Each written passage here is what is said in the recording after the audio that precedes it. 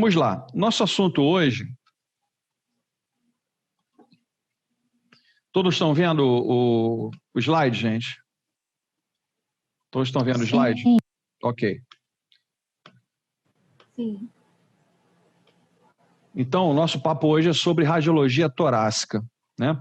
Problemas relacionados à parte respiratória, problemas como DPOC, asma, bronquite, que são visualizados através do raio-x torácico. Vamos lá.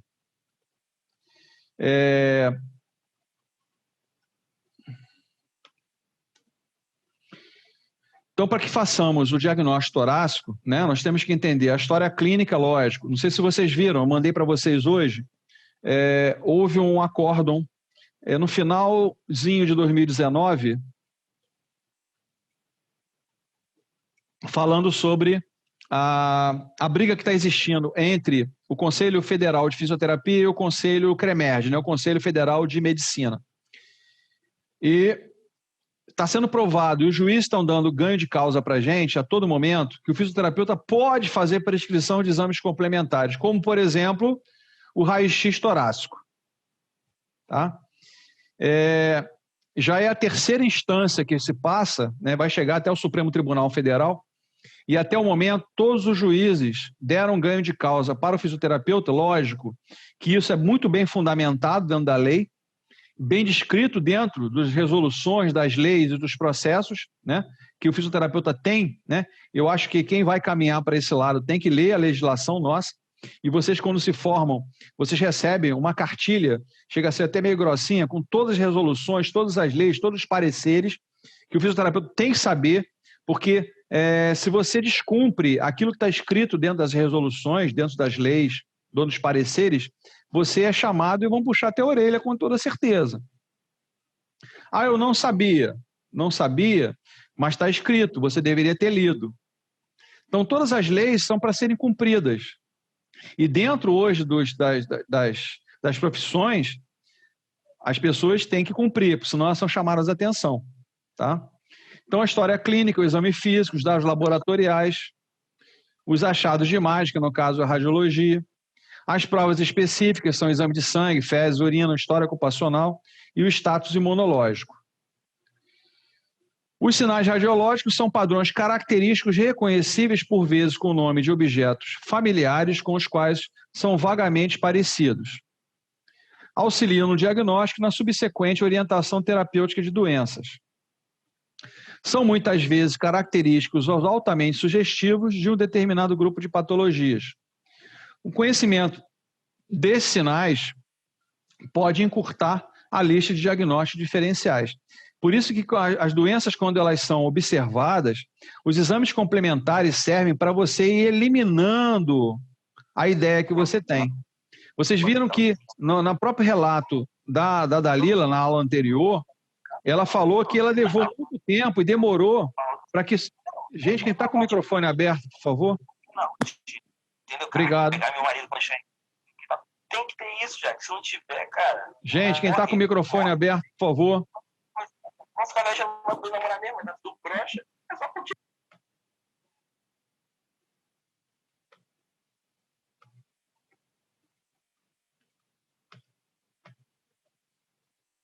Então, quando você... Eu até me perdi o que eu estava falando aqui. Quando você tem um exame complementar, na verdade, ele, na verdade... Falando, professor, estava falando da Dalila, que ela demorou a conseguir o diagnóstico. Mas isso pode ser em qualquer doença, tá? Quando você pede um exame radiológico, um exame de sangue, fezes, urina, outros exames complementares, eles servem para quê? Para você ir eliminando possibilidades. O profissional de saúde tem essa possibilidade de ser feito, né? Você vai eliminando possibilidades.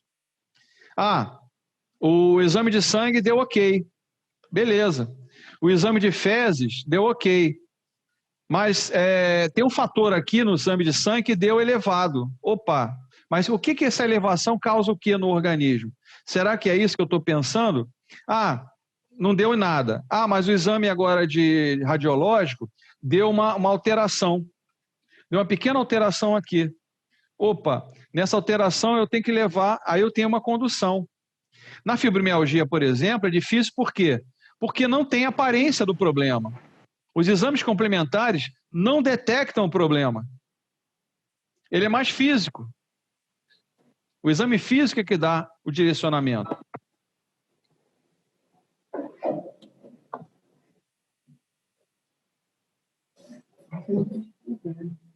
Os padrões básicos, né, que vocês vão observar no raio-x. O aumento da densidade pulmonar, ou seja, o volume do pulmão, que a gente chama de pulmão superinsuflado, isso é muito característico do enfisema pulmonar, tá? Enfisema, não é efisema. Enfisema, tem um Nzinho ali entre o E e o F. É enfisema.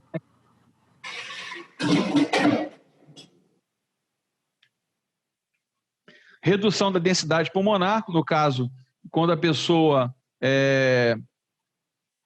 tem, né, na observação do raio-x, a densidade aumentada, né? Ou seja, você vê até as marcas, né, de pressão nas costelas. A atelectasia, que é o fechamento do espaço na passagem do ar, isso é muito característico em bronquite, em asma, em algumas doenças secretivas. E as anormalidades pleurais. Nós lembrando que a pleura é a camada de revestimento do pulmão, e nós temos, na verdade, duas pleuras. A pleura visceral, que está mais próxima ao órgão, a víscera, e a pleura parietal, que está do lado de fora. Então, entre essas duas pleuras, a visceral e a parietal, pode haver a concentração ali de secreções, ou mesmo líquidos, né? No caso, por exemplo, de um derrame pleural. Então, existem padrões básicos, né? O aumento da densidade pulmonar, a redução dessa densidade, a atelectasia, que é a formação de secreções, anormalidades pleurais. E essa secreção, né, esse quadro inflamatório devido a essa secreção, causa a diminuição do espaço na passagem do ar através do conduto respiratório, tá? E isso é que causa, às vezes, aquele som característico, que é o sibilo, parecendo um gato miando, né? A pressão que o ar faz para transpor através do trajeto desses canalículos, né, na luz do brônquio, do bronquíolo, ele, pela pressão que ele promove, ele causa esse som característico.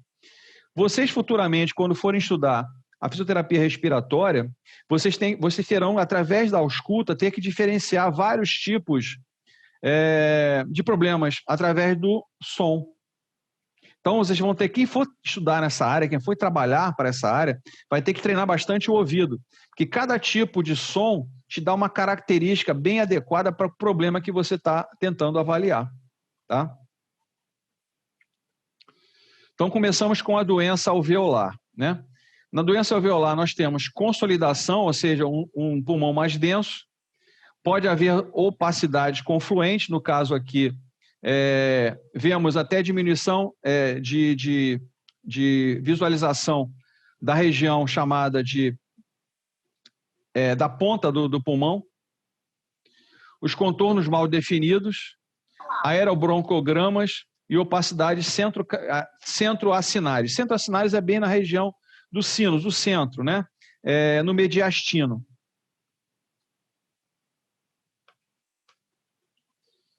Proteinose alveolar. A proteinose alveolar pulmonar é uma doença rara no qual um líquido rico em proteínas e gorduras se acumula nos sacos de ar dos pulmões, chamados de alvéolos. Nós temos cerca de 300 milhões de alvéolos em cada pulmão. Só que os alvéolos são muito pequenos, tá? Os sacos alveolares é um grupo de alvéolos que fica contido numa região pulmonar. Uma pessoa que faz uso de tabaco, né, o cigarro em si, ou algum tipo de tabagismo, ele tem uma perda, mesmo ele querendo ou não, de quase 50% da vida útil de um alvéolo. Tanto que no raio-x, às vezes você observa regiões no raio-x onde eles têm uma região esbranquiçada.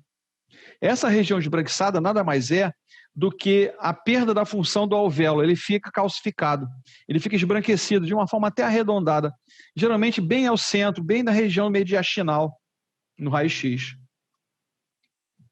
A proteinose alveolar pulmonar normalmente afeta pessoas com idade entre 20 e 50 anos e que não tiveram doença pulmonar. As pessoas que têm tosse e dificuldade respiratória. Então, aqui nós estamos falando de asma, de bronquite, de DPOC. O diagnóstico envolve tomografia computadorizada e exame de uma amostra de líquido pulmonar obtido com broncoscópio. Se os sintomas forem graves, os pulmões são lavados um por vez. Os sintomas. Quando os alvéolos estão obstruídos, a transferência de oxigênio dos pulmões para o sangue fica seriamente comprometida. Consequentemente, a maioria das pessoas com proteinose alveolar pulmonar sentem falta de ar quando se exercitam. Por isso que tem certas doenças que quando você tenta diagnosticar o problema, você observa muitas coisas parecidas. Por isso que às vezes uma conclusão diagnóstica ela é difícil, por quê? Porque as doenças às vezes se parecem muito. Às vezes um detalhe diferencial, né, é que vai te dar o diagnóstico do problema. Algumas pessoas têm dificuldade respiratória grave, mesmo durante o repouso. As pessoas frequentemente desenvolvem deficiência grave decorrente da função pulmonar inadequada. A maioria das pessoas tem tosse sem muco, ou seja, elas não são secretivas, porém, às vezes, pode haver expectoração de material espesso e gelatinoso. Bom, outra coisa que a pessoa que vai trabalhar na área respiratória tem que ter, além de ela ter que treinar o ouvido com os estertores, na verdade, pulmonares, que são os sons característicos durante a sua avaliação de ausculta, você também tem que diferenciar, às vezes, até a secreção que o paciente está expelindo. Existem secreções que são bolhosas, por exemplo, é muito característico do enfisema pulmonar, a secreção bolhosa. A secreção purulenta é muito característico da bronquite. Na asma também pode haver secreção purulenta. A diferença é que a bronquite já é um quadro mais avançado ou até mesmo mais complexo do que a asma. A asma tem um fundo emocional bastante forte. E nem sempre o asmático tem secreção purulenta. Tem secreções com raios de sangue, aí pode haver rompimento de brônquios, bronquíolos ou até traqueia. Essa secreção com raios de sangue pode ser também por tumor. Tem vários problemas que podem estar relacionados a esse tipo secretivo. Outros sintomas incluem fadiga, perda de peso e febre baixa. Pode haver o desenvolvimento de infecções pulmonares e uma infecção pode piorar rapidamente os sintomas com falta de ar e causar febre, porque é um quadro infeccioso. Então, doenças alveolares agora. Doenças alveolares agudas e doenças alveolares crônicas. Nas doenças alveolares agudas, existem os sinais como pneumonias bacterianas, que são causadores, tuberculose, edema agudo pulmonar, hemorragias e tromboembolismo pulmonar. Nos casos crônicos, infecções como tuberculose e infecções através de fungos, a sarcoidose, as neoplasias, que são tumores, as colagenoses, que são a diminuição da mobilidade pulmonar, a proteinose alveolar que nós falamos, e a silicose. A silicose tem uma relação com o trabalho. Por exemplo, pessoa que trabalha numa pedreira, e na pedreira, quando ela explode, ela solta um pó. Tá? Esse pó que se solta pode entrar nas vias respiratórias. Um caso até muito característico, né? Dentro da... Eu vou misturar um pouquinho agora o exame por imagem e um pouquinho da fisioterapia do trabalho. A silicose entra dentro da medicina alternativa e entra na fisioterapia do trabalho como forma preventiva. Então, para que serve, por exemplo, a máscara no cara que trabalha lá na pedreira, quebrando a pedra, ou houve uma explosão para tirar um pouquinho daquelas pedras e forma aquela pó, né? Esse é um dos motivos também, né, da silicose, do amianto. Hoje o amianto é proibido. As telhas, né, de amianto, tem pessoas que tinham casas com telha de amianto, e não tinha uma cobertura. O que acontecia? O calor do sol, quando a noite diminuía, ele começava a esfarelar. E aquele pozinho do amianto acabava caindo e a pessoa aspirando aquilo. E aquilo fica depositado nos pulmões e não é absorvido pelo organismo.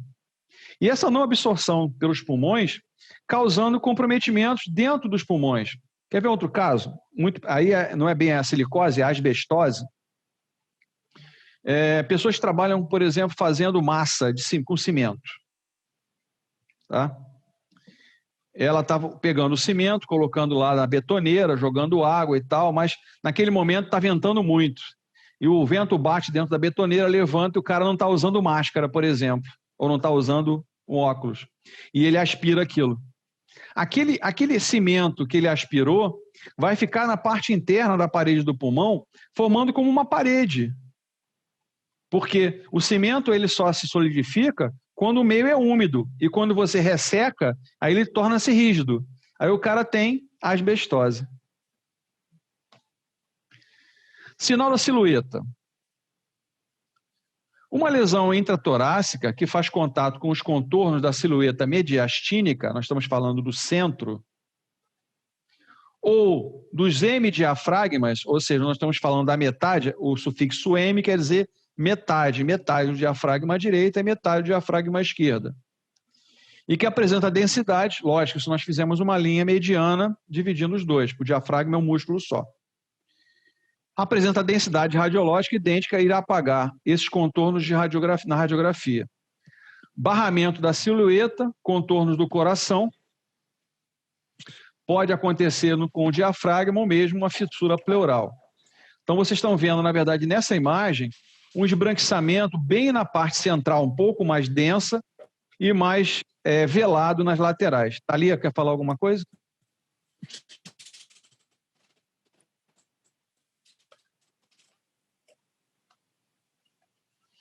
Falta 5. Fala, Thalia. Quer falar alguma coisa, Thalia?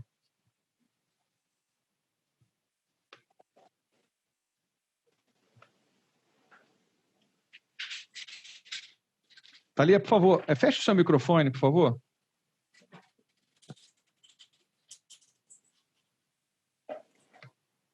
Meu áudio está aberto, desculpa. Não, é porque a minha internet está muito ruim. Aí eu tô vendo que eu estou entrando e saindo toda hora. É só isso mesmo. Tudo bem. Não. Vou fechar aqui. Quando a pessoa abre o microfone, eu penso, quer fazer alguma pergunta. Aí eu paro, a pessoa perguntar.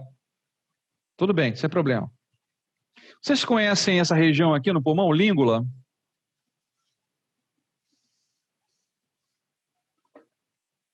Não. Nunca viram isso na anatomia? Não lembro. Você tem no pulmão esquerdo 2 lobos, certo? E no pulmão direito 3 lobos. No pulmão direito existe uma ponta que se prolonga como se fosse uma língua, você chama de língula, para não fazer confusão com o músculo língua da boca, a região chamada de língula. Essa região aqui ele é parecido, mas ele se prolonga para cá, tá? Essa região aqui, que é a ponta do coração, quando você vê no raio-x, é chamado de seio costofrênico. Esse seio costofrênico, quando você olhar um raio-x torácico, ele tem que estar aparente, essa marca pontuda, bem na parte inferior das costelas. Ou seja, você vê que o formato do próprio pulmão é exatamente a cúpula do formato do músculo diafragma. Tá? O músculo diafragma tem uma forma em cúpula. Ele parece uma cúpula. E a própria face diafragmática pulmonar, ele tem um formato de cúpula também, porque ele segue o trajeto, né? Como ele fica alojado, apoiado em cima do diafragma, ele acaba tomando a forma.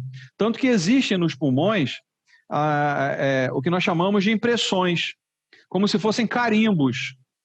Então, quando você olha, por exemplo, o pulmão esquerdo, você vê a impressão, por exemplo, da traqueia. A impressão é como se fosse um carimbo. Você vê nos pulmões umas marcas, que são a impressão das costelas. Você vê, por exemplo, no pulmão esquerdo, mais no direito do que no esquerdo, a impressão cardíaca, que é a posição onde o coração está alojado. Então, os pulmões, eles têm esse formato em forma de triangular, inclusive, mas eu tenho que observar algumas coisas. Quando eu for fazer uma ausculta para entender o que está acontecendo nesse pulmão, através na visualização, inclusive, do raio-x, eu tenho que testar o ápice, a base e o centro. Tanto em visão anterior, né, em avaliação anterior, como em lateral, como em posterior. Como avaliar isso? Pede o paciente para encher o pulmão de ar e soltar pela boca, porque aí você escuta perfeitamente se o som de entrada e saída do ar está com alguma deficiência ou não. Porque aí você começa a escutar alguns estertores. Os estertores pulmonares nada mais são do que os barulhos característicos relacionados à doença que você está pesquisando. Tá? Então, quando ele fala aqui que o sinal da silhueta estiver presente, significa que há uma lesão no lobo médio ou mesmo na língula. A língula é essa parte inferiorzinha aqui, ele marcou aqui, mas é aqui embaixo. Então eu tenho aqui, ó. Olha Lembrei só. Agora. Oi. Não, eu ia falar que eu lembrei agora, porque quando eu estudei somente com o nome de lobo médio.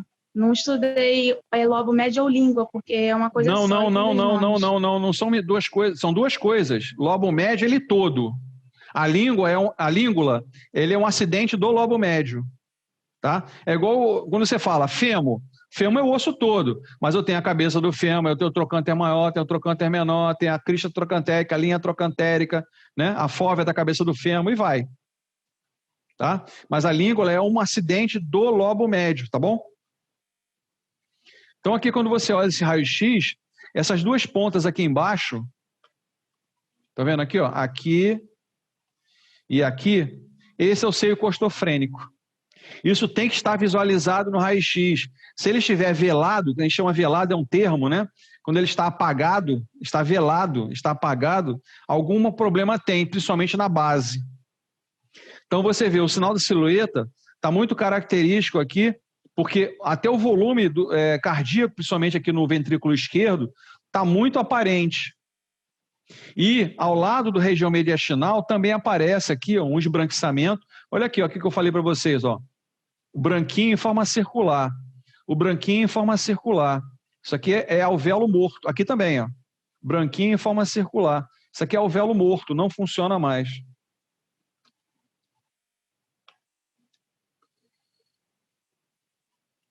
Olha só, esse pulmão não está visualizado, mas esse está. Então tem alguma coisa aqui, ó, porque aqui o ar está passando, ó. A cor, né? Nós vimos na aula passada que cada coloração tem uma definição em cima do raio-x, né? A cor cinza, a cor branca, a cor escura, a cor preta. Então isso aqui é ar. Então o ar está passando, ó. Inclusive você vê que o ar vem para cá, mas vem em pequena quantidade. Aqui foi todo, ó. Isso é ar. Então tem alguma coisa aqui que está comprometendo. Além do sinal da silhueta característico aqui, provavelmente existe algum pneumotórax aqui.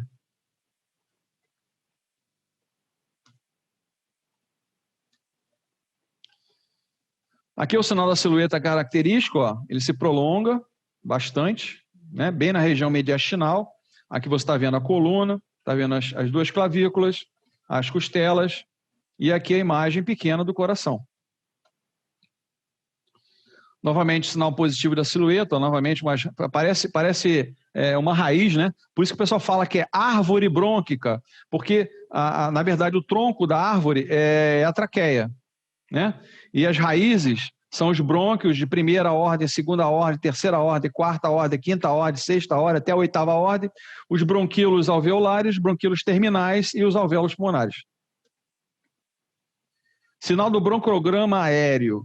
Visualização do ar no interior dos brônquios intrapulmonares, brônquios arejados no seio com uma consolidação. Isso aqui não está muito bem visualizado, não.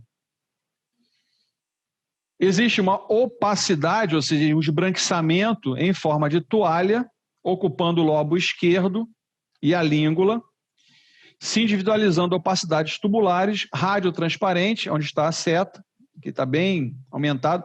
Você vê, inclusive, que é um formato em tubo, aqui, ó. É um formatinho em tubo, na região central da seta. Aqui é um tubo. Então, existe comprometimento aí da função. O nosso trajeto, principalmente lá da traqueia até o bronquíolo terminal, nós temos cartilagem. Só que a cartilagem, nesse trajeto todo respiratório, ele não é fechado. Se ele fosse fechado, ele não teria mobilidade. Porque na parte posterior da traqueia, dos brônquios lobares, né, e os brônquios terminais, eles têm ligamentos e músculos.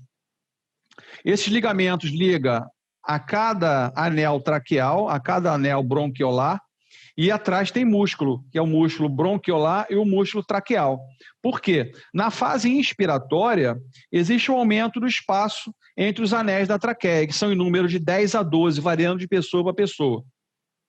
Então, ele aumenta esse espaço. Quando eu faço a expiração, ele diminui, porque eu tenho que aumentar a pressão interna e jogar o ar para fora.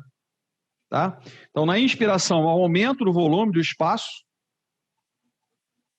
há um relaxamento, na verdade, da musculatura do músculo traqueal e dos músculos bronquiolares, o ar passa.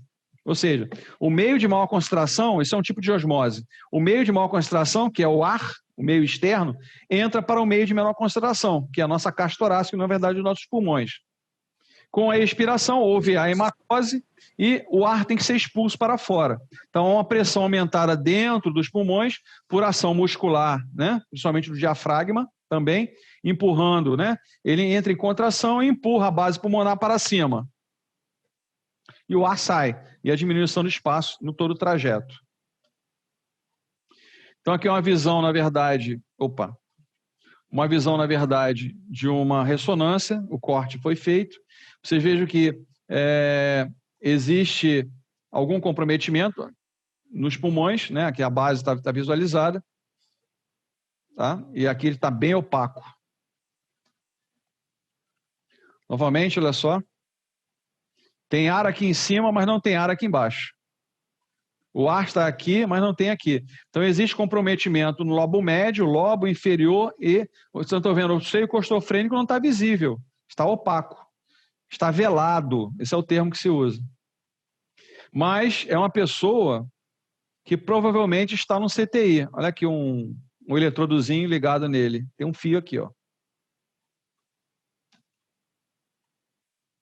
Novamente, ó, aqui já está ao contrário. O velamento está em cima e o ar está aqui embaixo. Então, isso causa falência respiratória, com toda certeza. Sinal da asa de borboleta. Infiltrado, ou seja, algum líquido externo ou alguma infecção que causou o intestino alveolar, na região para-hilar, hilo é o centro, tá? A região mediastinal. O hilo é a região onde estão os vasos, os brônquios, né? Ou seja, a artéria pulmonar, as veias pulmonares e os brônquios estão ali, a região do hilo, tá? Região para-hilar está do lado dela, para a preservação da periferia. Opacidades alveolares bilaterais em campos médios. Então tem um formato, parece uma asa de borboleta. Ficam bem na região do hilo, bem no centro dos pulmões. Existe uma diminuição da radiotransparência pulmonar na região perihilar, essa região aqui,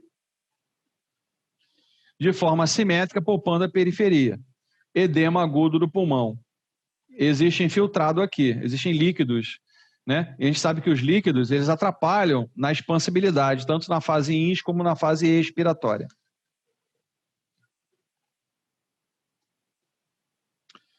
Esse é um outro tipo de imagem, chamada imagem carril. Vocês não precisam saber isso tudo não, gente. Só estou passando porque está no programa, tá? Eu sei que é difícil visualizar isso, é muito difícil, mas isso vocês vão aprender com calma. Opacidade linear e paredes brônquias espessadas. Olha só, olha o tamanho desse pulmão. Olha o tamanho desse pulmão. Olha o tamanho desse pulmão. Ele parece um cilindro.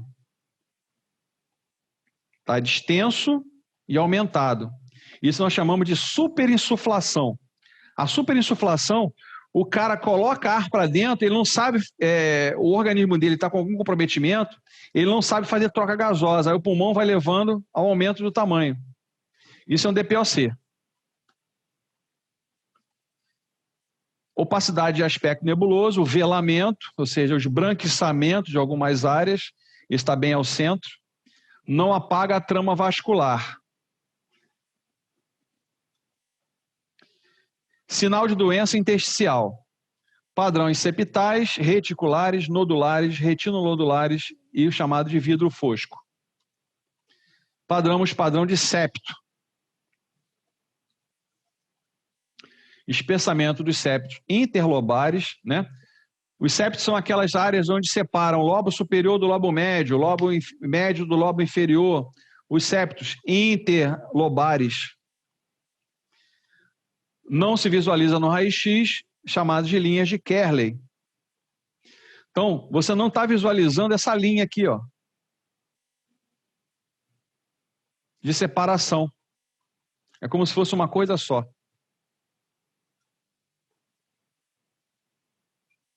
Você só está vendo aqui o seio costofrênico. Aqui tem falência respiratória.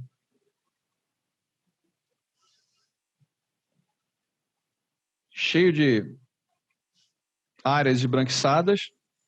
Área esbranquiçada no pulmão é problema de falta de ar. Olha aqui novamente, ó. Esbranquiçado, desculpa, redondo. Alvéolo morto. Padrão septal, pode haver edema, malignidade, ou seja, formação de tumor, sarcoidose, fibrose pulmonar idiopática ou asbestose. A asbestose tem relação, como eu falei, com poeira, né? Poeira de pedra, poeira de amianto. Por isso que o amianto está proibido. Olha esse caso aqui numa tomografia. Olha quantas áreas mortas existem nesse pulmão. Ou seja, áreas mortas não fazem hematose. Se não faz hematose, outras áreas têm que suprir a necessidade de oxigênio do corpo. Sinal da árvore de brotamento. Padrão reticular. Dilatação brônquica centrolobular, é o caso aqui, é preenchido por muco, pus ou líquido. Ou seja, a falência ocasionada por esses líquidos é que fazem esses brotamentos. Todo líquido dentro da caixa torácica, gente, ele compromete de alguma forma. Por isso que a pessoa, quando causa broncoespasmo, ela, ao invés de expelir a secreção, ela bota para dentro de novo, e às vezes ela acaba engolindo, e às vezes cai no local errado.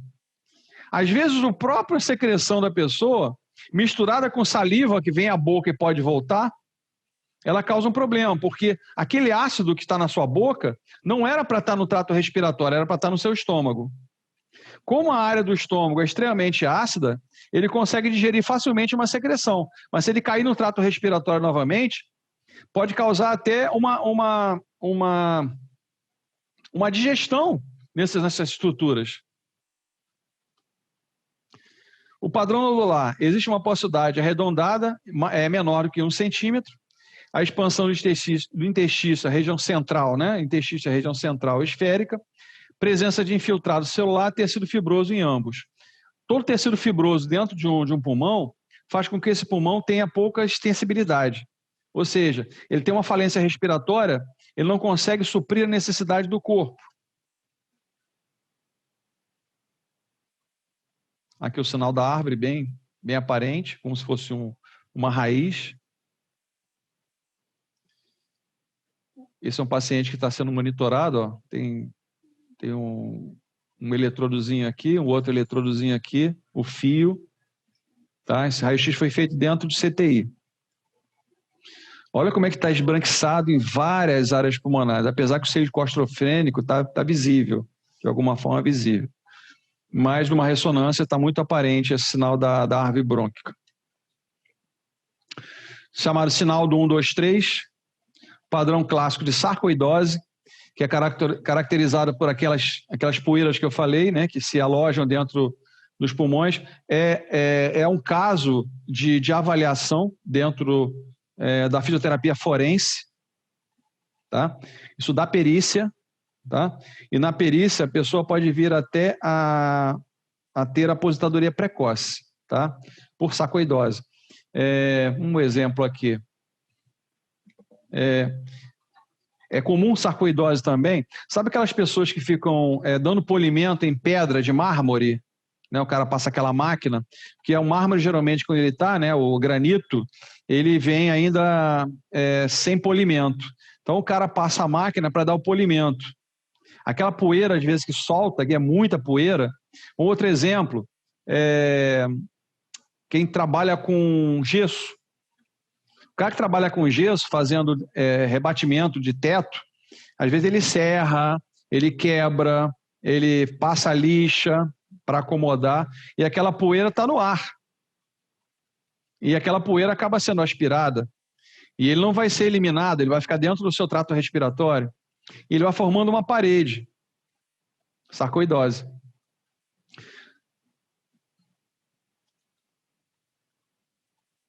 Tá difícil entender, gente? Eu estou tentando sempre aliar com problema respiratório, com doenças respiratórias e a visualização. Eu sei que é difícil a visualização aqui, é bem difícil. Parece que é tudo igual, mas não é. Tá? Apesar que essa visualização que vocês vão ter, vem sempre um laudo. O ideal é a gente sempre, quando estudar um raio-x, uma ressonância, uma tomografia, tentar identificar um problema. Não é adivinhar o problema, é tentar identificar o problema. Por isso que a gente tem que estar aliando o tempo todo a doença ao exame complementar. O padrão característico da sarcoidose, né, na verdade, é um esbranquiçamento um pouco mais denso, principalmente na região hilar, e com o que a gente chama de raias. Parece que tem raios saindo dessa região. Opacidades lineares, interligando nódulos, a sarcoidose, a linfangite carcinomatosa. A linfangite carcinomatosa é um tipo de tumor que pode ser ocasionado nos pulmões devido ao entupimento dessas estruturas respiratórias. Redução da densidade pulmonar, hiperinsuflação sem doença pulmonar, hiperinsuflação com redução do tecido pulmonar, redução da vascularização, combinados ou outros, como o pneumotórax ou o sinal de Poland. Sinais de hiperinsuflação, ou seja, hiperinsuflação é o aumento do volume pulmonar. Rebaixamento diafragmático, abaixo das costelas 11ª e 12ª. Retificação da cúpula, ela tende a subir. Coração alongado e verticalizado, em forma de gota. Diâmetro transverso menor do que 11,5 cm. Aumento do tórax em diâmetro em AP, em forma de barril. É muito característico aí do enfisema, tá? O tórax em barril é característico do enfisema, do azul pletório. Tem dois tipos de enfisema-toso. O enfisema-toso róseo e o enfisema-toso azul pletórico. O enfisema-toso róseo é aquele cara magro, você já deve ter visto alguém assim algum dia, né? Aqui na região torácica, principalmente na parte baixa, aqui na parte anterior do tórax, fica uma cor rosada forte. Ele é fumante de longo tempo. Essa cor rosada é uma característica de falência respiratória, tá? E o azul pletório é aquele cara que é baixinho, atarracado, gordinho, e às vezes ele tem cianose de extremidade, né? Ou seja, o azulamento na extremidade. Existe o aumento do espaço claro retroexternal ou aumento da transparência pulmonar. Enfisema é característico. As bolhas, você quando fizer a ausculta do paciente, você vai escolher, quando o cara inspira, você escuta assim exatamente, ó. O cara não inspira, ele faz ploc, ploc, ploc, ploc, ploc, ploc, ploc. Inspira, solta, ploc, ploc, ploc, ploc, ploc, ploc, ploc. É o enfisema chamado enfisema bolhoso. São as bolhas e vão se rompendo. Área maior de radiotransparência, maior que 1 centímetro, avascular, podendo estar delimitada com uma fina linha branca. Coalescência de alvéolos rotos, ou seja, a perda deles, a morte, atenuação da trama vascular periférica, proeminência dos vasos hilares. O pulmão está desse tamanho, a base pulmonar está elevada. Enfisema.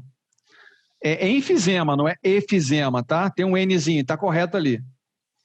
A doença pulmonar obstrutiva crônica, o tal DPOC, doença pulmonar obstrutiva crônica, é o estreitamento, bloqueio ou obstrução persistente das vias aéreas, que ocorre com enfisema, bronquite obstrutiva crônica ou ambos os distúrbios. Por isso que eu falei, a asma tem uma característica, a bronquite tem outra característica, ele é mais complexa. Tá? Tanto a bronquite quanto o enfisema estão contidos nas doenças pulmonares obstrutivas crônicas. Quais são os maiores causadores? O tabagismo. O tabagismo é a causa mais importante na doença pulmonar obstrutiva crônica. As pessoas desenvolvem tosse e então começam a sentir a falta de ar. O diagnóstico é feito com radiografia do tórax e teste de função pulmonar, que é a espirometria. Vocês já viram algum tipo dessas duas pessoas que eu descrevi? O enfisematoso róseo ou o enfisematoso azul pletórico? Deixa eu abrir aqui a internet, deixa eu ver se eu mostro para vocês.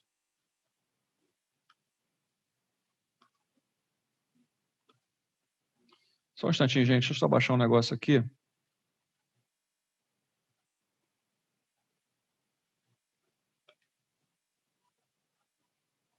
Ok.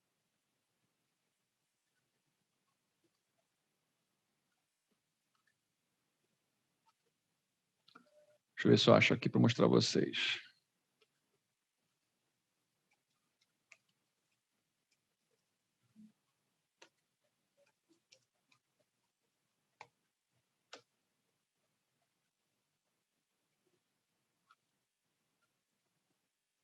Vocês estão vendo as imagens?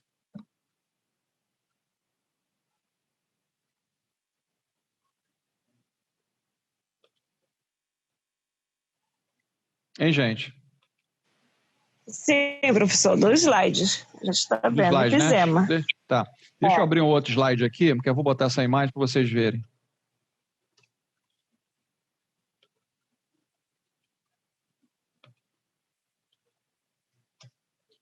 Ai.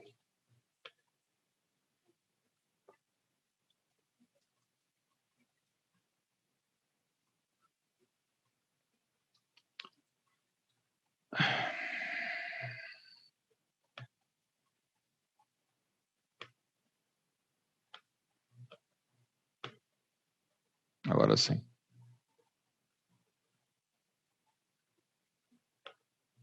Aí? Opa. Aqui, ó, os 2 casos que eu falei. O soprador róseo, que é o enfisematoso róseo. Você vê, ó, magro, olha a cor rosada bem aqui, às vezes nas bochechas. Olha o outro caso, que é o enfisematoso, chamado azul pletórico ou bronquítico pletórico. Tá? Ele é cianótico. Você está vendo a cor azulada aqui em volta do pescoço e na ponta dos dedos?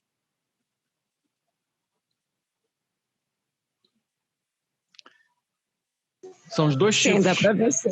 Os 2 tipos, são os 2 tipos. Vocês viram uma pessoa que é fumante de longa data, magro, aí você vê aqui parecendo um babador em volta do pescoço, uma cor rósea, e às vezes até as bochechas rosas, é o enfisematoso. O indivíduo que é azulado, ele pode ser um enfisema ou um bronquite. Não tem bronquite dessa forma, tem bronquite dessa forma. Tá? A minha mãe, ela é fumante há muitos anos, né? Ela tem sérios problemas respiratórios. E, assim, de vez em quando ela passava mal, ela achava que estava infartando. Como ela mora distante, assim, poucas vezes eu vejo ela, né, por ano. Então, assim, eu não sei especificar o que realmente ela tem. Eu sei que problema no pulmão ela tem, né? É fumante desde os 10, 12 anos, ela já está com mais de 60 anos. Né? E assim, se tirar o cigarro dela, ela fala que ela morre. E o médico mesmo falou isso para minha irmã. Então, assim, tá morrendo, mas tá com o cigarro na mão, né? É complicado, né? O vício do tabaco, ele pode ser químico e psicológico. Existem essas 2 vertentes. Ele pode ser químico e fisiológico. A gente sabe que o cigarro, ele tem para mais de 7.000 componentes químicos nele, né? Inclusive uns 80 mais ou menos são cancerígenos, brabos. Como, por exemplo, o veneno de rato. Tem veneno de rato na composição química do papel que envolve o tabaco. Se você pegar o papel do tabaco, tá? Você vê que o cigarro não apaga. Por que ele não apaga? Porque tem uma quantidade pequena de pólvora nesse papel. Então ele vai queimando sem apagar. Então essa fumaça também da pólvora do cigarro também é cancerígena.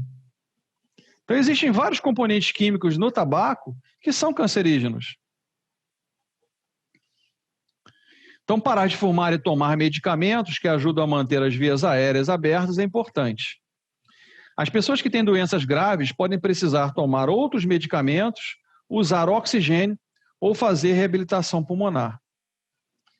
A DPOC, ou seja, doença pulmonar obstrutiva crônica, leva a uma diminuição persistente na taxa de fluxo de ar dos pulmões quando a pessoa expira, exala. Um quadro clínico conhecido como obstrução crônica no fluxo aéreo. A DPOC inclui o diagnóstico de bronquite obstrutiva crônica e enfisema pulmonar. Muitas pessoas têm ambos os distúrbios. A bronquite crônica é definida como tosse que produz escarro repetidamente durante 2 anos consecutivos. Quando a bronquite crônica envolve obstrução no fluxo aéreo, ela se qualifica como bronquite obstrutiva crônica. Por isso tem pessoas que confundem bronquite com asma. Na verdade, a grande maioria das pessoas tem asma, não tem bronquite, porque a bronquite ela é mais comprometedora. Enfisema é definido como uma destruição degeneralizada e irreversível das paredes alveolares. As células que suportam os sacos de ar, ou alvéolos, que compõem os pulmões, e o alargamento de muitos alvéolos. DPOC precoce, né? É aquela história do indivíduo que é fumante passivo. Já existem estudos hoje mostrando que não precisa ser a pessoa estar fumando do seu lado. Os locais que ela toca também tem nicotina e alcatrão, e você às vezes coloca a mão no mesmo lugar e passa através da pele. A nicotina e alcatrão pode passar através da pele. Fala, Egli. Nesse caso, que a minha mãe sempre foi fumante, na gravidez B, isso pode ter me ocasionado problemas respiratórios, porque realmente eu tenho, não tenho bronquite, não chega a ser uma asma nem uma bronquite.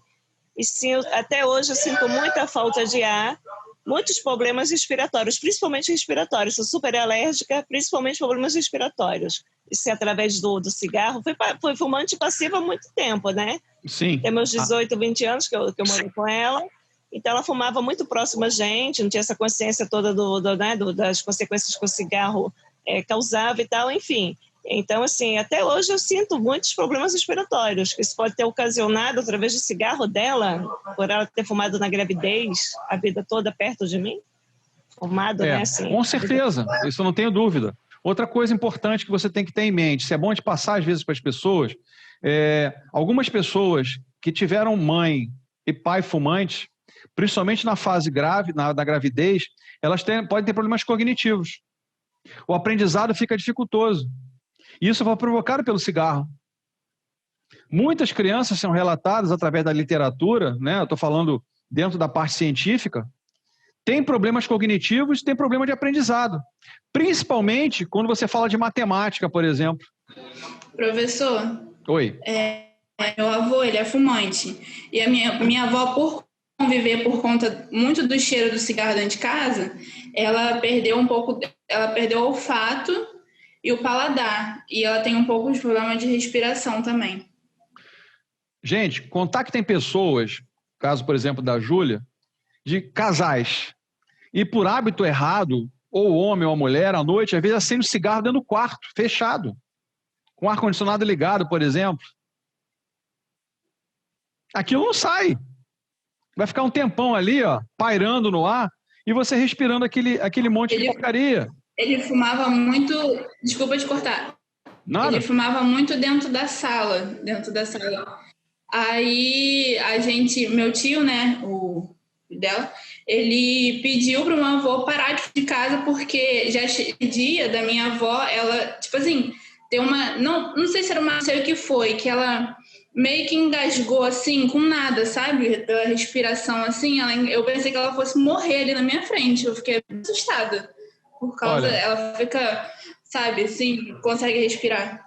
Eu tive já 3 casos, de 3 casais, um dos 2 fumavam, tá? E os 2 tiveram a mesma doença. Um era fumante ativo, o outro era fumante passivo. Os 3 casais tiveram o mesmo problema de saúde respiratória. Porque um fumava e o outro não fumava. Entre aspas, também fuma. O fumante passivo inala tanto quanto ou até mais do que o fumante ativo. Meu pai era fumante. Tá? Meu pai morreu por causa do cigarro. Mesmo tendo parado 15 anos antes do problema. Eu não sei se eu contei essa história para vocês. Meu pai, no momento, já tem isso já... Morreu em 2004, tem 16 anos, em agosto de 2004. Ele começou a apresentar, mesmo tendo parado, 15 anos, ele tinha parado há 15 anos. Ele começou a ter falência respiratória. Não é com esse papo que a pessoa para, melhora. Não vem com essa. Depois eu vou falar de uma pesquisa aqui. E ele começou a ter essa falência respiratória. E na falência respiratória, ele foi internado. E sendo internado, ele precisou fazer oxigenoterapia. Na oxigenoterapia, a gente sabe que o oxigênio em excesso, ele às vezes é mais lesivo que o próprio CO2, quando ele é colocado em excesso. Por quê? A pressão do ar, ele está mais ou menos dividido da seguinte forma. 78% do ar que nos circunda é nitrogênio. 21% é oxigênio. E 1% são gases nobres. Então, se você tem mais ou menos uma pressão de 21%, as suas hemácias trabalham numa pressão de 21% de O2.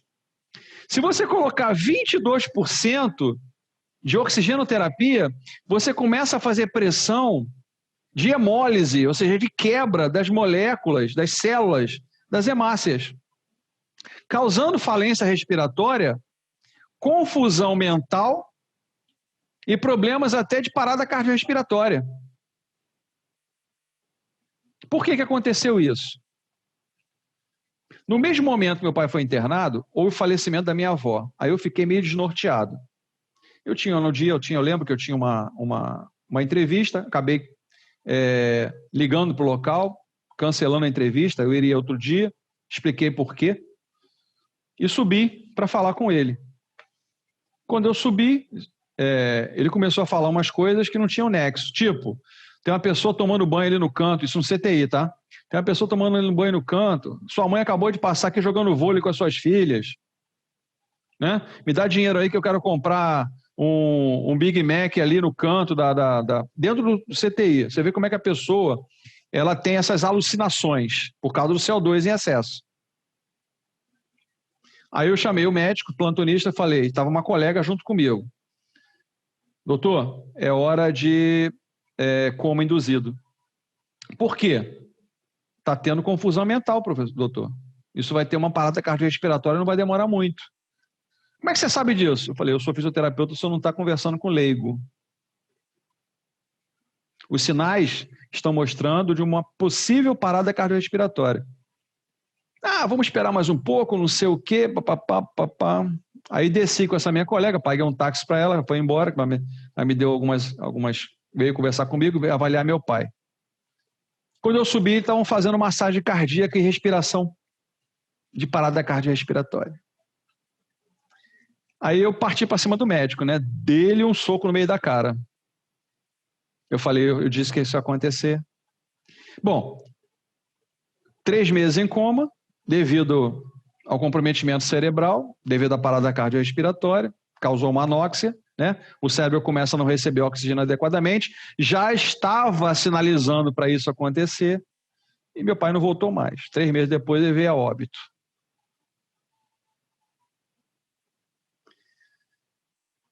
Eu concluo uma coisa para vocês.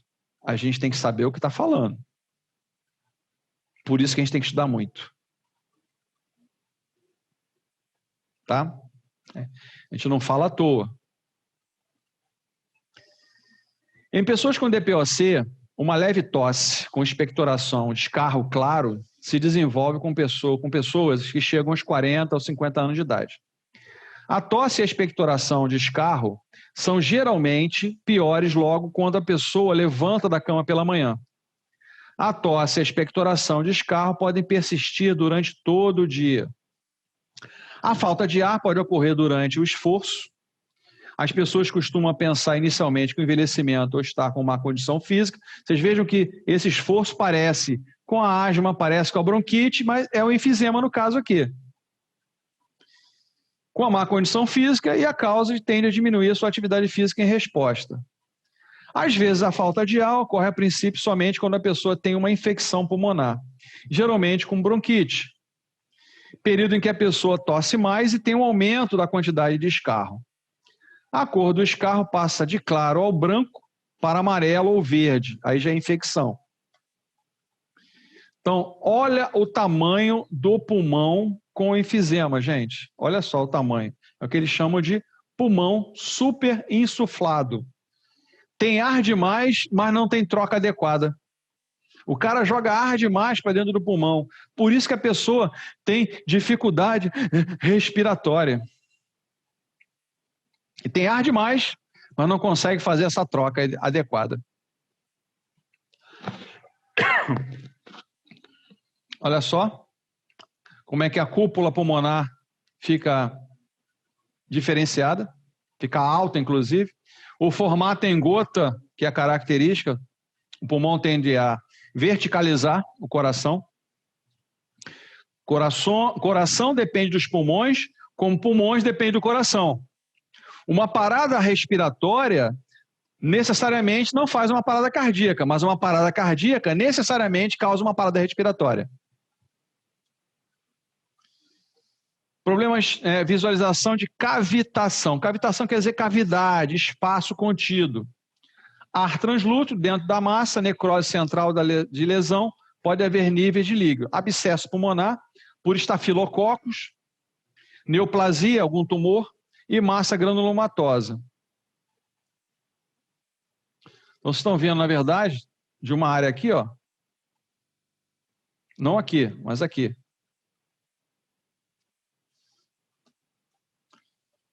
Ar translúcido de uma massa, necrose central de lesão, pode haver nível de líquido. Aqui, ó, parece que fez um buraco aqui, ó, circular.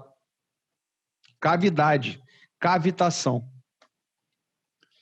Atelectasia, redução do componente aéreo pulmonar com perda volumétrica associada. Restrição, derrame pleural, pneumotórax, é perfuração da caixa torácica, né?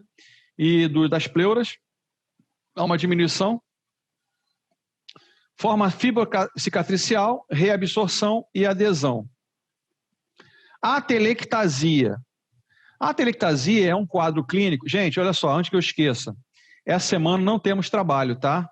Nessas 2 disciplinas não temos trabalho essa semana. Dá um descansinho para vocês. Porque eu sei que vocês estão no processo de... Alguns, né? Estão fazendo reumatologia, estão fazendo trabalho. Não esqueça que sexta-feira é o último dia da entrega, tá? Então, essa semana não tem trabalho. Ok? Lá na reumatologia também não vai ter trabalho, sexta-feira. Tá? Semana não tem trabalho nas 2 disciplinas. A atelectasia é um quadro clínico no qual a totalidade ou parte de um pulmão fica sem ar e entra em colapso. Eu falei, é a diminuição do espaço por alguma infecção e o ar não passa adequadamente. Ele passa com muita pressão, por isso ocasionado o barulho característico. A obstrução dos brônquios é uma causa comum de atelectasia. Pode ocorrer falta de ar se os níveis de oxigênio estiverem baixos ou em caso de pneumonia. É feita uma radiografia de tórax para confirmar o diagnóstico. O tratamento pode envolver e permitir que ocorra respiração profunda, reduzir os bloqueios das vias aéreas ou ambos. Quais são as causas disso? Bloqueio de um dos dutos, os brônquios, que se ramificam da traqueia e chegam ao tecido pulmonar. Quadros clínicos que diminuem a respiração profunda ou suprimem a capacidade da pessoa de tossir. Quais são os sintomas? A atelectasia em si não causa sintomas, exceto falta de ar algumas vezes. A presença e a gravidade da falta de ar depende da rapidez com que se desenvolve a atelectasia ou quando o pulmão é afetado. Então, uma perguntinha para vocês que já escutamos até agora. A bronquite também tem quadro de atelectasia?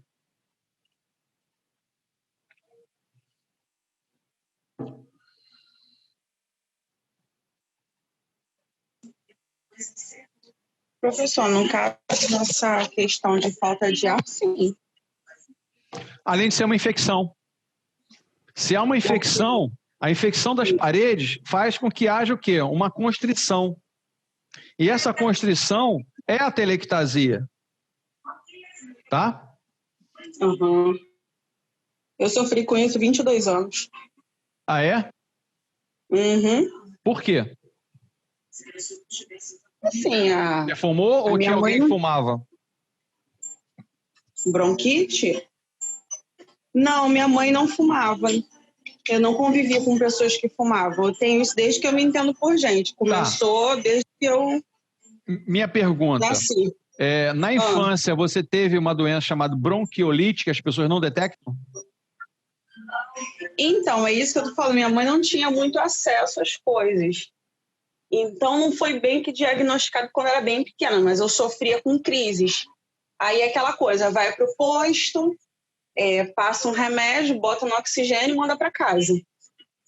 Era o que minha mãe falava, né? Vamos lá. Não adianta, na fisioterapia respiratória, você fazer somente a nebulização. Porque quando você nebuliza, aquele líquido, né, em forma de névoa, ele entra pelo seu trato respiratório. E ali, às vezes, você coloca um remédio, um Fluimicil. Atrovente eu não gosto, porque ele aumenta a pressão arterial e Tem muito Atrovente. Aquele outro também, Berotec. É outro também. Você sabe o cálculo? Quase morri com essa praga. Você sabe o cálculo para a utilização disso? Não. É uma gota para cada 7 quilos. Tem muitos anos, agora eu não sei mais. É uma gota para cada 7 quilos de peso.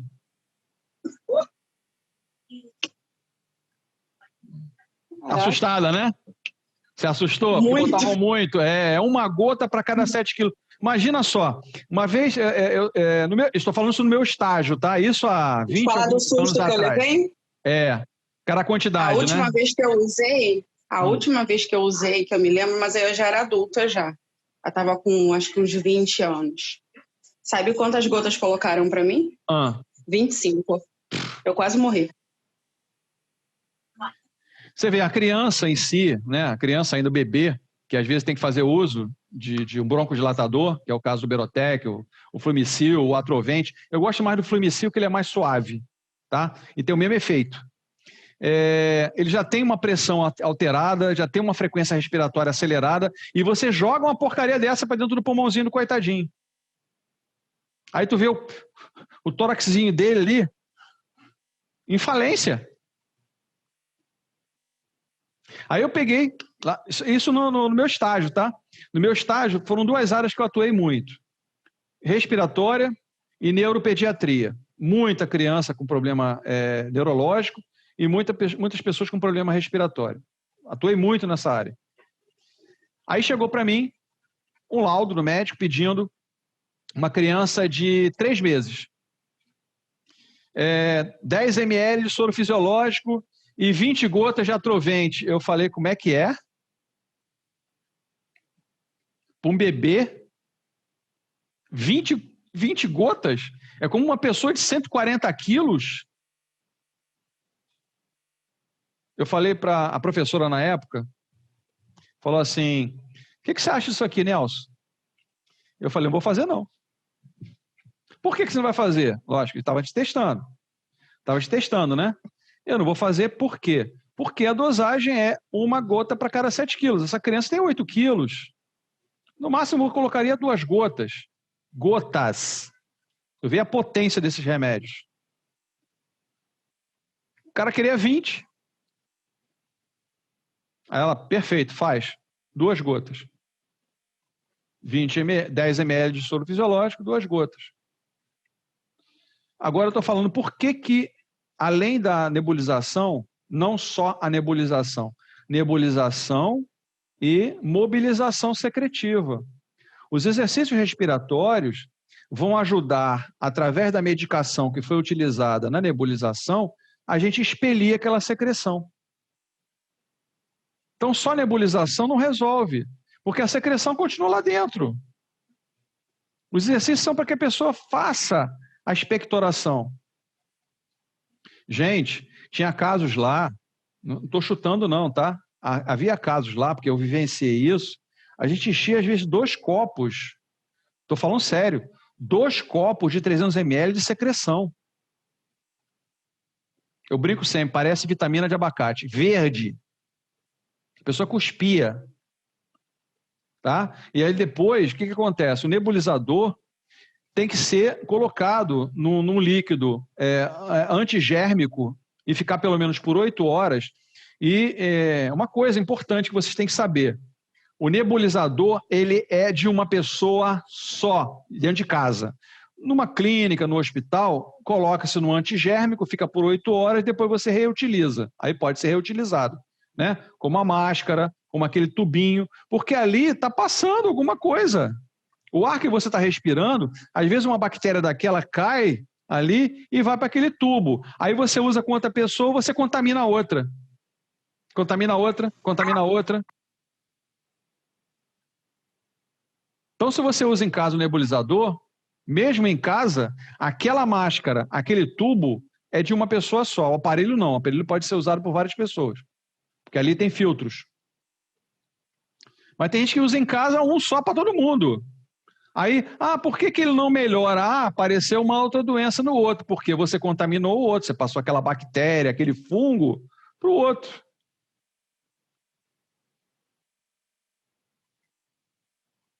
Toda doença ela pode ser transmitida, dependendo se ela tem algum tipo de contaminação, ela pode ser transmitida. O caso do nebulizador, então, nós tínhamos lá, eu lembro, eram 6 aparelhos de nebulização e tinha uns 30 tubos, umas 40 máscaras, porque você compra isso na farmácia, apenas sabendo qual é o aparelho em si, você compra. Rasgou, arrebentou, estourou lá o cabo, né? O tubo, você pode ir na farmácia comprar, venda. Eu acho que isso é 10 ou 12 reais, não é uma coisa cara. Então, numa família, 10 pessoas, todo mundo lá tem asma. Todo mundo precisa de nebulizador. Tem que ter 10 máscaras, 10 tubos. Senão, um passa para o outro. Se a atelectasia envolver uma porção limitada do pulmão, ou se for desenvolvida lentamente, os sintomas podem ser leves ou nem sequer notados. Se um grande número de alvéolos for afetado, particularmente, e se a atelectasia ocorrer rapidamente, a falta de ar pode ser grave. As frequências cardíaca e respiratória podem aumentar e, às vezes, a pessoa pode parecer azulada, com um quadro de cianose, que é aquele caso do bronquítico ou atelectásico pletórico, pois os níveis de oxigênio no sangue estão baixos. Tem falência respiratória. Os sintomas também podem refletir um distúrbio que causou a atelectasia, por exemplo, dor torácica relacionada a uma lesão, ou um distúrbio decorrente de uma atelectasia, por exemplo, dor torácica com respiração profunda secundária, como uma pneumonia. Então, aqui a atelectasia, né? No caso da atelectasia, aproximação dos vasos brônquicos, deslocamento das cisuras interlobares. Estão vendo que a parte aqui de lobo superior está velada, não está aparente.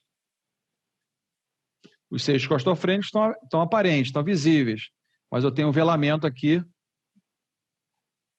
do brônquio superior. No caso aqui, eu tenho um pequeno velamento na parte central, na parte interna. O pulmão está totalmente velado. Elevação da cúpula, aproximação das costelas, desvio do mediastino. Dá uma sensação que o coração se deslocou. Deslocamento dos hilos, é o centro, hipersuplação do pulmão remanescente. Sinal do pico justafrênico. Por falar nisso, quem sabe o nome do nervo que inerva o diafragma?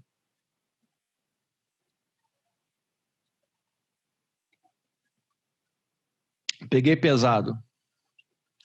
Nome do nervo que inerva o diafragma. Internet está do lado de vocês aí. Tem cola na tela.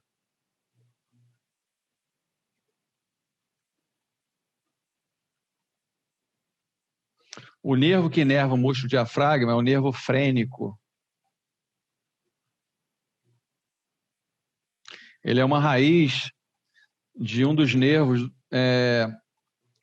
cranianos, lá em cima. Aliás, nos nervos cranianos, principalmente o nervo vago, que é o 10º par craniano. O nervo vago rompido, a pessoa morre instantaneamente. Por quê? Porque ele inerva tanto o coração, como os pulmões, como o diafragma. Então, se houver a ruptura, a secção, né? E a causa mais comum da secção do nervo vago é queda de moto. Há uma listese, ou seja, um escorregamento de uma vértebra alta cervical, e ele corta o nervo frênico. Desculpe, o nervo vago. Cortando o nervo vago, coração para, pulmões para, o cara morre em 10, 15 segundos. Nem sente, já parte para cima rapidamente. Opacidade triangular, que se projeta superiormente na metade medial do diafragma. Consequente atelectasia do lobo superior. Aqui está bem característico. Anormalidades pleurais, como o derrame pleural, espessamento pleural e pneumotórax. Sinal do menisco. É causa do derrame pleural, né? Você vê um arredondamento, principalmente de base. Opacidade homogênea, com borda superior côncava, apagamento do seio costofrênico. Aqui, ó. Essa pontinha aqui que você está vendo do lado esquerdo, não está visualizada aqui desse lado direito. Aqui, então, nem aparece. Aquela ponta é muito característico. Velamento do seio costofrênico, mesmo que você não saiba o que está acontecendo naquele raio-x, tem um problema respiratório aparente ali. Olha lá. Cadê o seio costofrênico? Não aparece. A forma oval é característica do derrame pleural.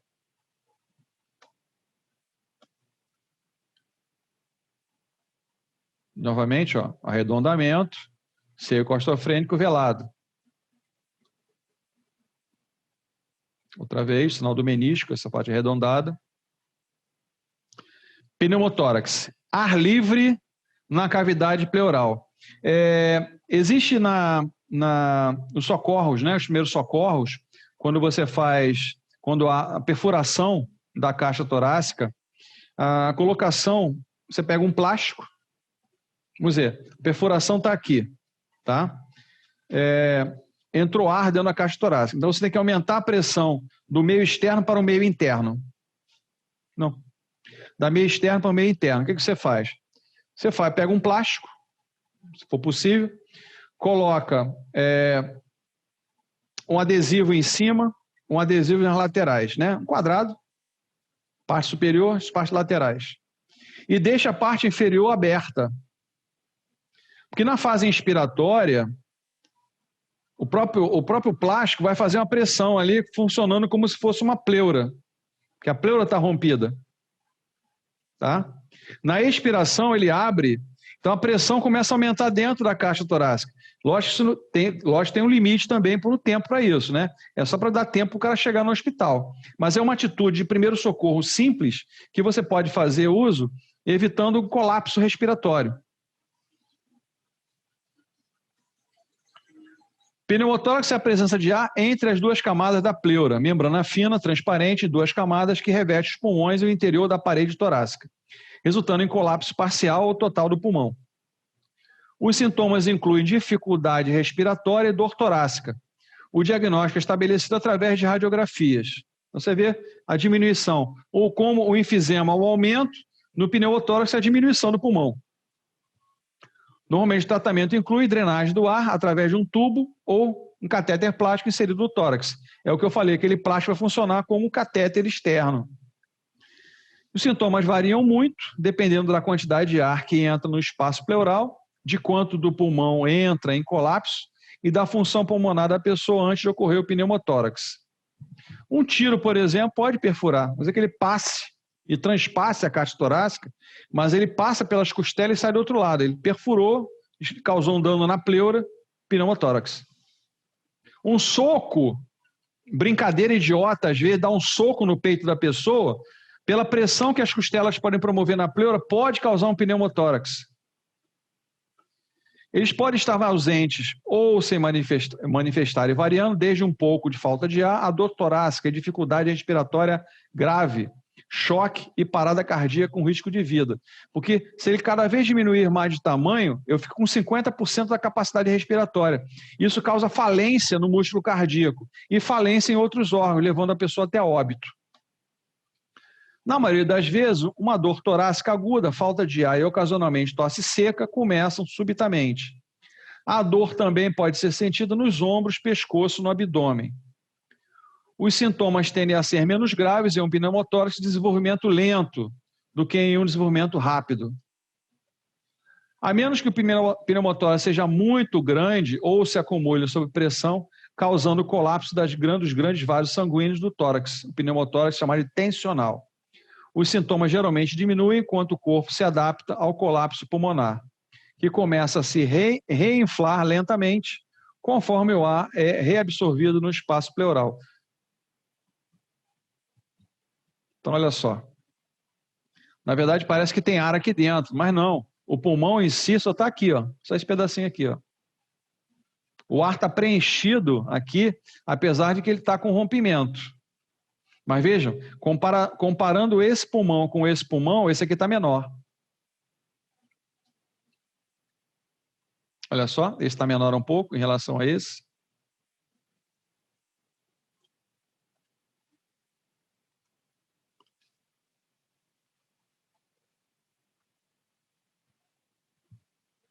Tem sempre um maluco para fazer umas porcarias no computador, né? Tá brincando ali de idiotice, aparece logo um fantasma na frente, ele destrói o computador, o monitor. Para a pergunta, gente.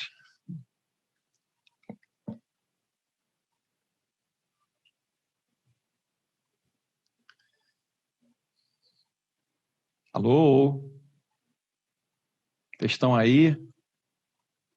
Eu estou aqui. Sim. Aberto para pergunta. Acorda. Alguma pergunta, gente? A parte respiratória é importante como qualquer caso que venha aparecer para vocês, tá? Quem for caminhar para essa área, principalmente a parte respiratória, é interessante estudar um livro muito importante, que é a Fisiologia de West. Ele vive fininho, na verdade, mas ele fala da fisiologia só do sistema respiratório. Ele era de uma capa azul, passou por uma capa rosa, agora não sei. Ele é fininho. Fisioterapia de West. Ele fala somente de fisiologia respiratória. Vale a pena, ou quem tem em PDF, vale a pena baixar. Quem puder comprar, é um livrinho barato, mas vale a pena ter esse livro, quem for caminhar para essa fisioterapia respiratória. Lembrando novamente que tanto a disciplina Fisioterapia do Trabalho Preventiva e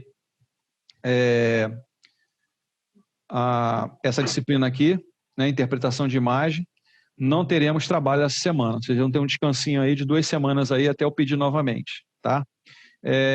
Lembrando, pessoal, quem está fazendo fisioterapia reumatológica, até sexta-feira mandar o trabalho para mim, tá legal?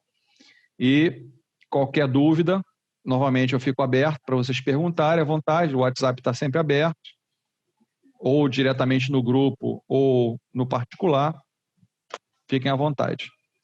Tá bom? Quem não entregou os trabalhos, teve gente que não entregou alguns trabalhos, pode enviar, mas vai a metade do valor, né? Porque a gente combinou isso lá no início do período, que teriam datas para serem entregues, senão começa a atropelar um ou outro. Quem não entregou o trabalho pode enviar o trabalho ainda, mas vai ter metade do valor. Ok? Isso nós combinamos lá no início. Ok, pessoal? Okay. Alguma dúvida a mais? Nenhuma dúvida? Gostaram da aula com a Dalila? Foi legal, né? Gostei sim, professor. Se tiver legal, mais né? gente para convidar, é bom. Eu vou tentar outras pessoas, sim.